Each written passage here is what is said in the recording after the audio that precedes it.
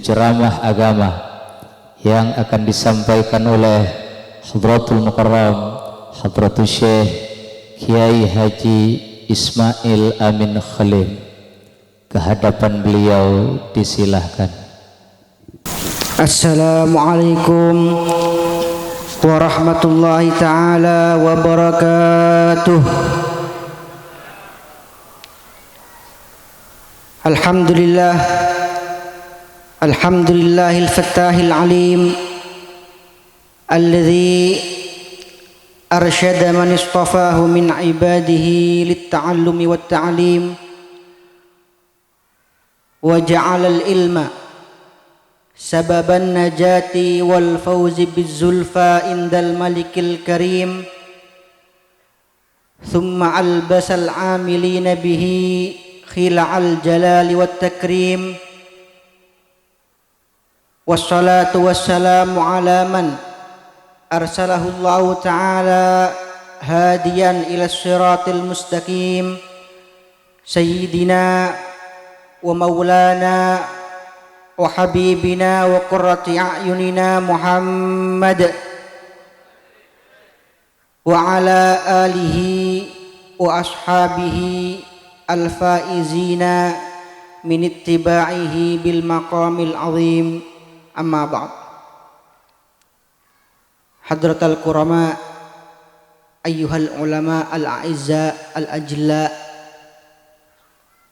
yang saya hormati para alim, para ulama, para masyayikh, wabil khusus Hadratal Mukarram Kiai Haji Ahmad Yasin Khalil selaku pengasuh Pondok Pesantren Al-Falah As-Salafi Al-Khalili Kepang Bangkalan, yang juga saya hormati Hadratal Mukarram Kiai Haji Mas Abdul Azim Khalili, yang saya hormati Hadratal Mukarram Kiai Haji Abdul Jalil Khalil, yang saya hormati Hadratal Mukarram Kiai Fauzi Hasan, yang saya hormati Hadratal Mukarram Kiai Haji Mas Murtada Abdul Azim, dan yang juga saya hormati Kiai Haji Imran Amin selaku anggota DPR Republik Indonesia, yang juga merupakan perwakilan dari Majelis Keluarga Bani Khalil Bangkalan beserta seluruh tokoh masyarakat, seluruh sesepuh yang tidak bisa saya sebut namanya satu persatu, namun tidak mengurangi rasa hormat saya, rasa takzim saya terhadap beliau-beliau semua. Yang juga saya hormati dan saya banggakan segenap alumni dan simpatisan yang tergabung dalam wadah Isfak Ikatan Santri Al-Falah Kepang, dan juga yang tergabung di dalam wadah alumni-alumni pondok pesantren lain seperti Pondok Pesantren Nurul Khalil, Syekhona Khalil, dan pondok-pondok pesantren yang lain. Pertama-tama saya mohon maaf karena jujur saya merasa sangat tidak pantas duduk di tempat yang sangat mulia ini. Yang pertama, selain karena memang ilmu saya tidak seberapa dibandingkan ilmu-ilmu beliau-beliau, para masyayikh, para ulama yang duduk di sebelah sana, juga saya merasa tidak pantas duduk di sini karena status saya masih pengantin baru. Alhamdulillah jika sebelumnya saya ketika berceramah mengatakan jangan panggil saya kiai karena masih belum pantas, sekarang alhamdulillah agak sedikit pantas karena sudah punya bunyai. Dan seharusnya pengantin baru lebih-lebih di masa-masa bulan madu tempatnya bukan di podium, tempatnya di kamar. Betul apa betul? Apalagi sekarang musim hujan ya.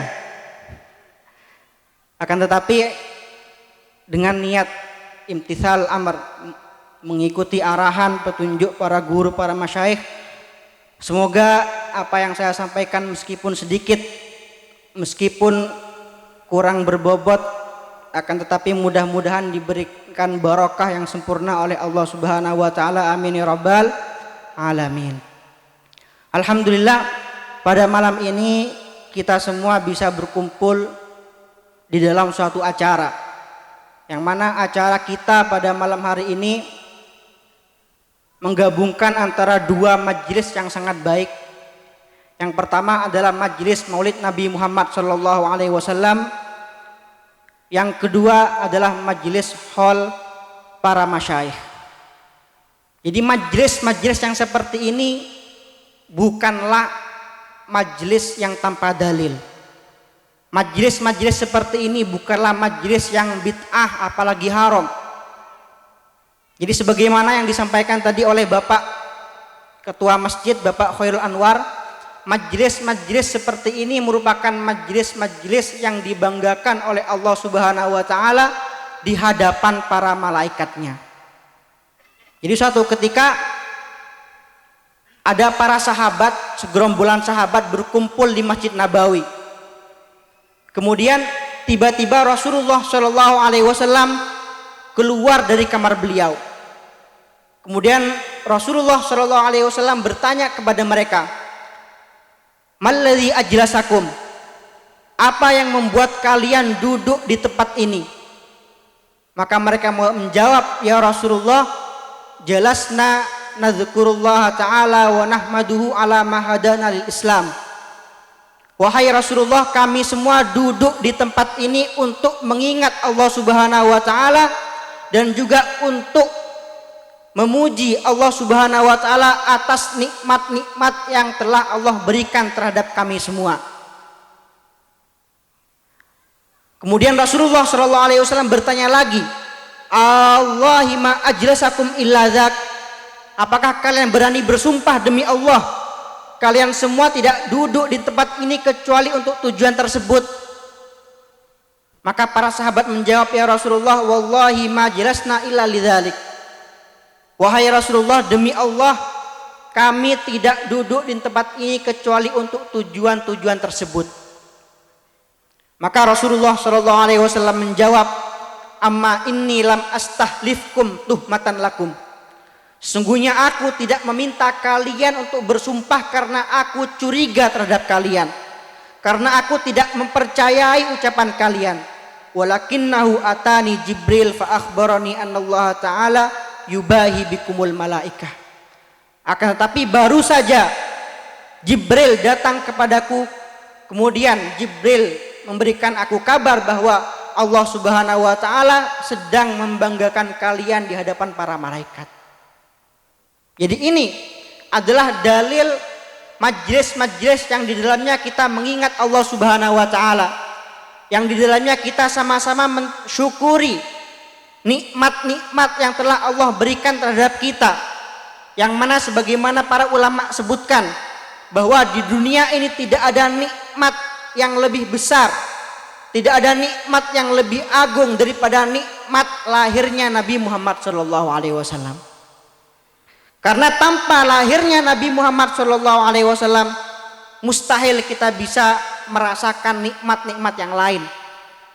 Tanpa lahirnya Nabi Muhammad tidak mungkin kita bisa merasakan nikmat sholat, nikmat puasa, nikmat zakat. Bahkan tanpa lahirnya Nabi Muhammad SAW kita semua tidak akan pernah bisa merasakan nikmatnya hidup di dunia ini. Laulaka ya Muhammad, firman Allah Subhanahu wa taala, lama khalaqtul aflak. Jika tanpa kelahiranmu wahai Muhammad, niscaya aku tidak akan pernah menciptakan langit, bumi dan seisinya. Allahumma sholli ala sayyidina Muhammad. Yang kedua, majlis ini merupakan majlis haul para masyayikh. Sekali lagi, majlis haul ini merupakan majlis yang sangat dianjurkan di dalam Islam. Karena apa? Karena di dalam suatu hadis Rasulullah Shallallahu Alaihi Wasallam menyebutkan, ketika itu salah seorang sahabat bertanya kepada Rasulullah Shallallahu Alaihi Wasallam, "Ya Rasulullah, hal baqiya ba'da wafati walidayya syai'un abruhuma bih?" Wahai Rasulullah, saya memiliki ayah, saya memiliki ibu, akan tapi mereka berdua sudah wafat. Apakah bisa saya berbakti kepada beliau berdua padahal mereka berdua telah wafat? Maka apa jawaban Rasulullah Shallallahu Alaihi Wasallam? Rasulullah Shallallahu Alaihi Wasallam menjawab, bisa. Engkau bisa berbakti kepada orang tuamu yang telah wafat dengan melaksanakan 5 perkara. Yang pertama, sabda Rasulullah Shallallahu Alaihi Wasallam, ad-du'a ulahuma, yaitu mendoakan kedua orang tua yang telah wafat. Yang kedua, al-istighfaru lahuma, meminta ampunan untuk kedua orang tua yang telah wafat. Yang ketiga, infadhu wasiyatihima, melaksanakan wasiat kedua orang tua yang telah wafat. Yang keempat, ikramu asdiqaihima, memuliakan sahabat-sahabat karib orang tua kita, mereka sahabat-sahabat orang tua kita yang masih hidup. Dan yang terakhir, yang nomor 5, wasilaturrahim allati la tusol illa bihima, itu menyambung silaturahmi dengan kerabat-kerabat kedua orang tua kita. Dan 5 hal yang disebutkan oleh Rasulullah Shallallahu Alaihi Wasallam sebagai bukti bakti seorang anak kepada kedua orang tua yang telah wafat, semuanya ada di dalam acara haul. Di dalam acara haul kita semua mendoakan orang-orang tua kita yang telah wafat. Dalam acara haul kita meminta ampunan, mengirim istighfar untuk kedua orang tua kita yang telah wafat, untuk para leluhur kita, untuk para masyayikh kita. Dan di dalam acara haul kita melaksanakan wasiat-wasiat para leluhur, wasiat-wasiat para sepuh. Dan dalam acara haul kita memuliakan karib-karib dan para sahabat, para masyayikh, para orang tua kita. Dan yang terakhir, dalam acara haul kita juga bersilaturahmi, menjalin hubungan di antara kerabat dan keluarga kedua orang tua kita. Dan ini menunjukkan bahwa acara haul selain memiliki dalil yang sangat kuat, juga acara haul merupakan bukti bakti terbaik bagi seorang anak terhadap para orang tuanya, terhadap para leluhur, terhadap para sepuh, dan terhadap para guru kita, terhadap para masyayikh, terhadap para masyayikh kita. Lebih-lebih yang kita hauli pada malam hari ini adalah para masyayikh, para guru, para kekasih Allah Subhanahu wa taala. Yang mana ini merupakan bukti taklimnya seorang santri terhadap para masyayikh. Bukti penghormatan seorang murid terhadap para gurunya, terhadap para sepuhnya.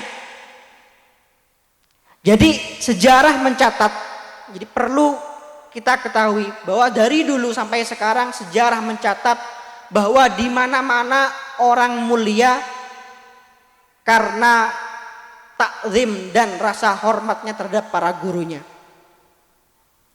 Saya beberapa hari yang lalu, atau lebih tepatnya hampir sebulan yang lalu, berkunjung ke Yaman. Di kota Sewon, di situ diadakan haul dari Al-Habib Ali bin Muhammad Al-Habsyi. Jadi beliau merupakan seorang wali besar, seorang keturunan Rasulullah Shallallahu Alaihi Wasallam, yang mana haulnya bukan hanya diadakan dalam satu titik saja. Jadi di Yaman haul beliau diadakan, merupakan salah satu haul terbesar di Yaman, haul termegah di Yaman. Juga di Indonesia haul beliau juga diadakan di Solo setiap tahunnya. Kalau yang pernah hadir di haul Solo, pasti tahu bahwa Hall Solo merupakan salah satu hall terbesar di Indonesia. Jutaan orang yang hadir di Solo pada waktu itu. Jadi salah satu rahasia mengapa Al-Habib Ali bin Muhammad Al-Habsyi mendapatkan kemuliaan yang sedemikian rupa.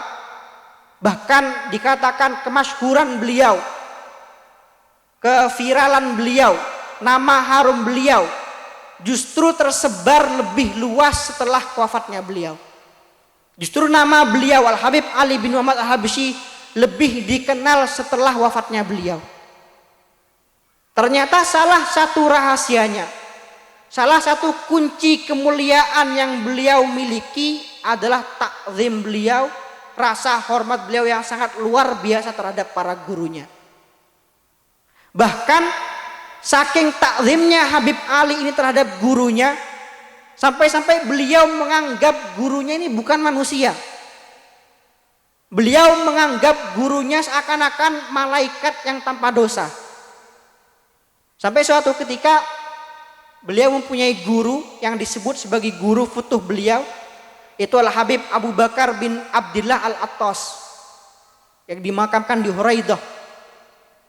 Suatu ketika Habib Ali melihat gurunya ini keluar dari kamar mandi.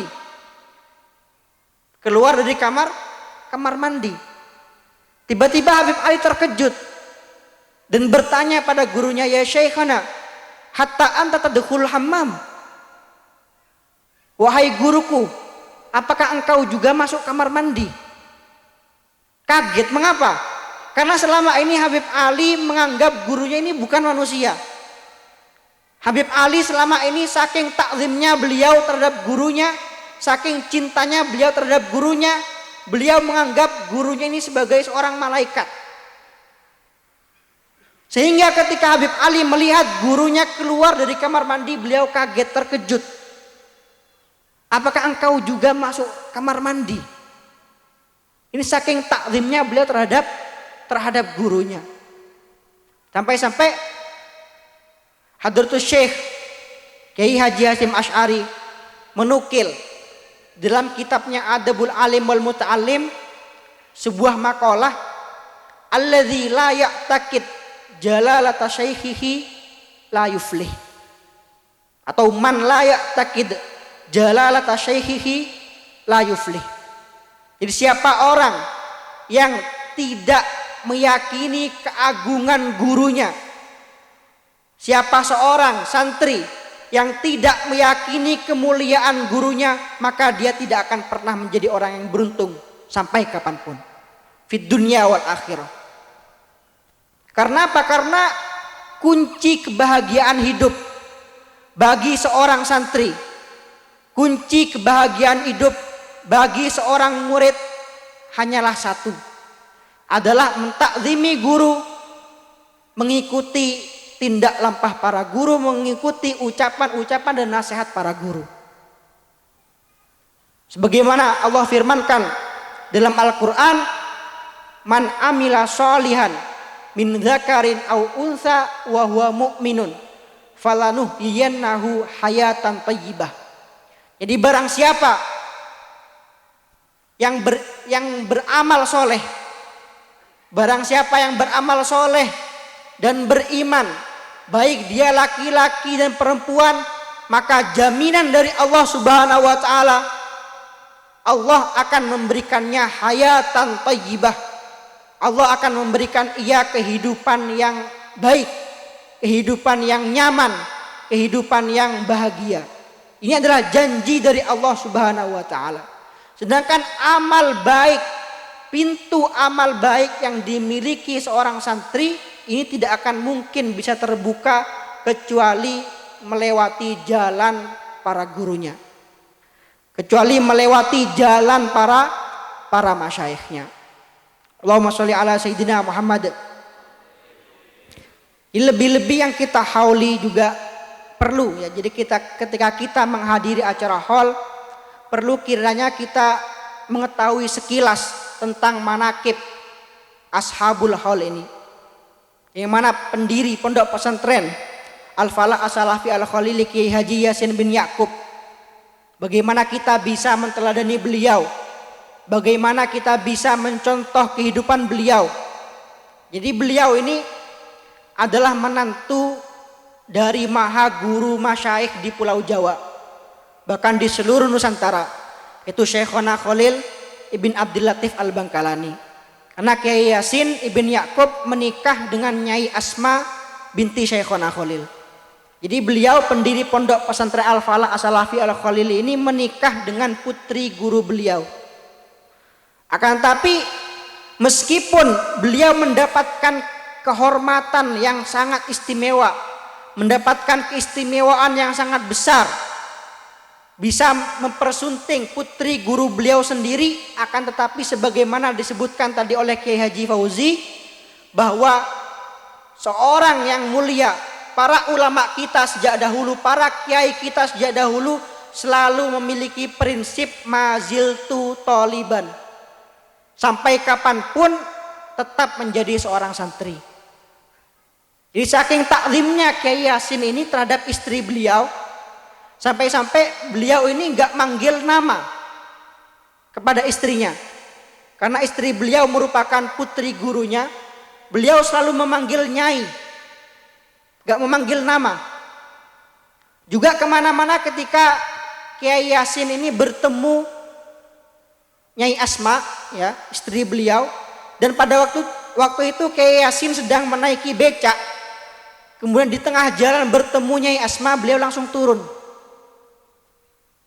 Padahal ini merupakan istri beliau sendiri yang sudah puluhan tahun beliau nikahi, tapi ini merupakan wujud takzim beliau terhadap putri guru beliau. Dan inilah yang perlu kita pelajari, yang perlu kita contoh, yang perlu kita teladani dari para masyayikh kita, yang juga kita hauli sekarang. Kiai Haji Khalil Yasin, putra dari Kiai Haji Yasin bin Ya'qub, yang mana beliau termasuk takzim beliau terhadap para guru beliau, sampai-sampai beliau memberikan nama putra-putra beliau sesuai nama-nama guru beliau. Kiai Haji Hasan Khalil, beliau berikan nama Hasan untuk bertabarruk kepada guru beliau Syekh Hasan Masad.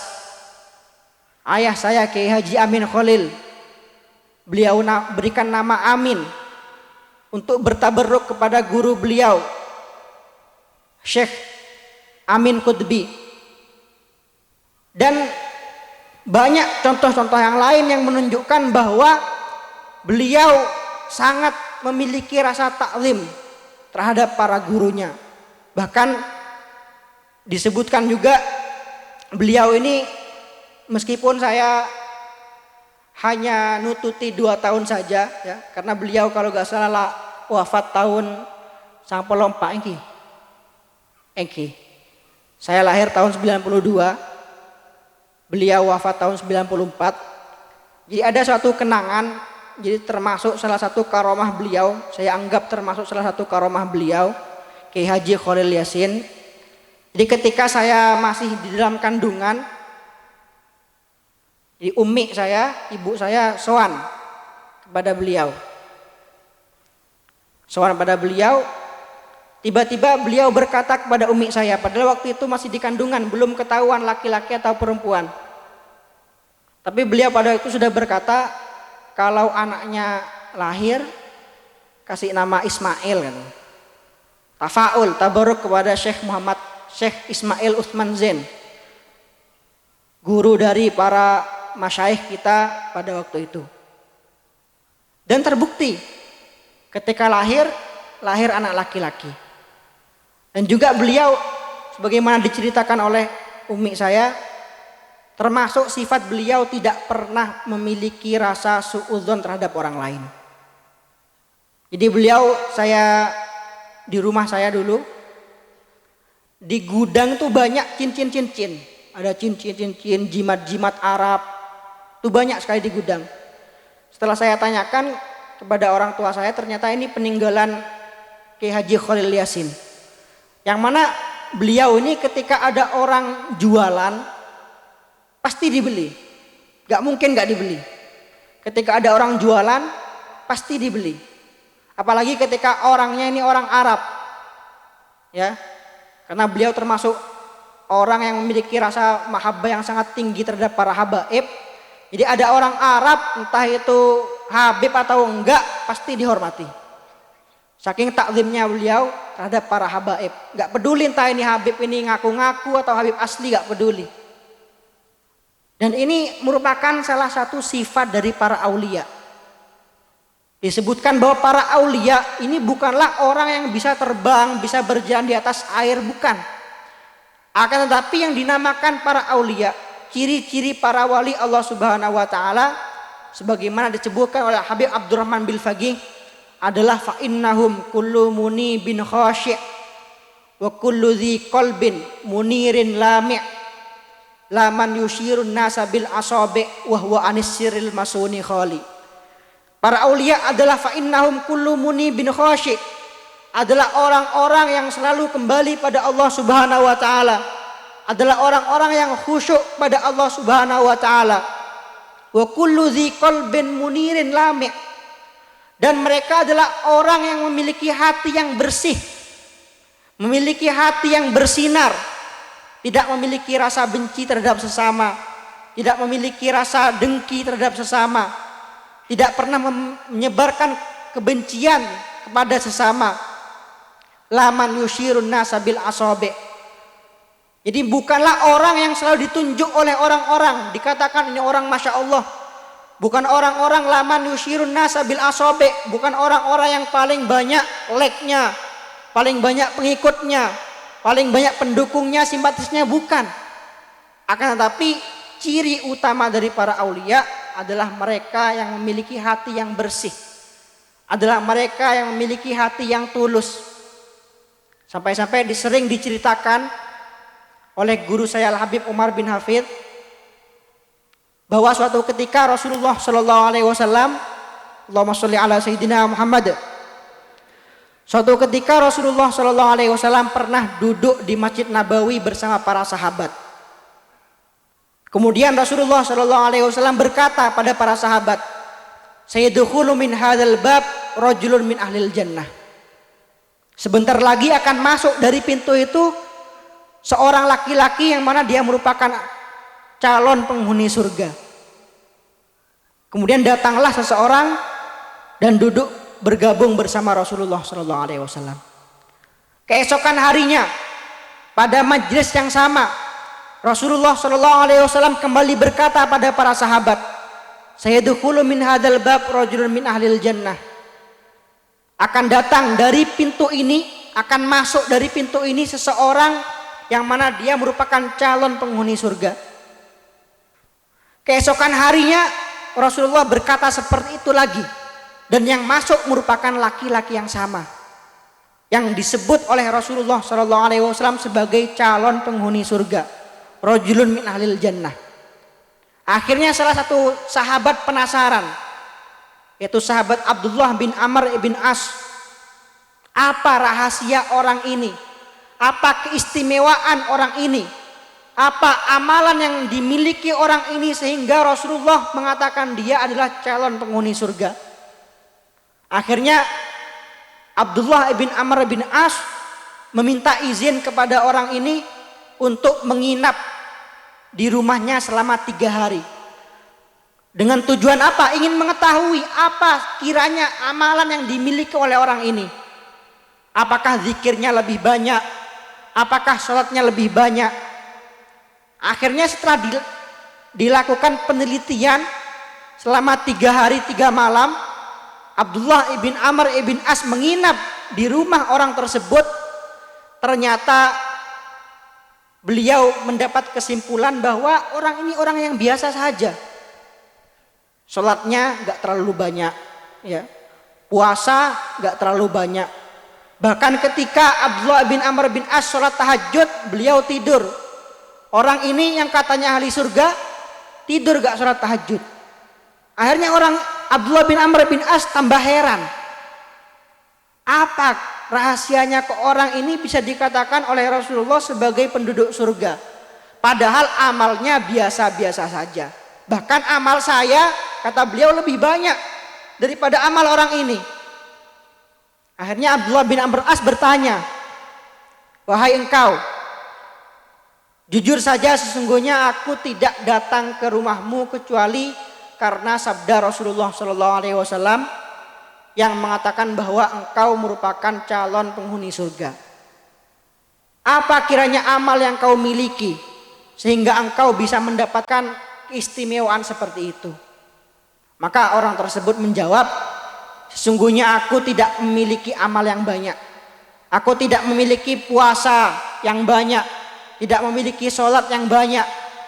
Akan tetapi setiap malam sebelum aku tidur, aku selalu membersihkan hatiku dari segala sifat benci. Aku selalu membersihkan hatiku dari setiap sifat dengki. Setiap orang yang menyakitiku, setiap orang yang berkata buruk atas diriku, berkomentar buruk atas diriku, semuanya aku maafkan. Dan akhirnya Abdullah bin Amr bin As berkata, jadi ini yang menjadikan engkau dikatakan oleh Rasulullah SAW sebagai calon penghuni surga. Allahumma sholli ala sayyidina Muhammad. Sekiranya cukup sekian yang bisa saya sampaikan. Terakhir dari saya pribadi, menitipkan harapan kepada para sahabat yang tergabung dalam Isfak ataupun tergabung di dalam wadah-wadah alumni yang lain, entah itu alumni Syekhona Khalil ataupun alumni Nurul Khalil ataupun alumni pondok-pondok pesantren yang lain, untuk selalu menjaga persatuan di antara kita, untuk selalu menjaga tali ukhuwah di antara kita. Karena sejak dahulu ya, santri Bangkalan selalu menjadi tokoh pemersatu di antara umat. Mulai sejak dahulu, mulai sejak zaman Syekhona Khalil Bangkalan. Saya sampai pernah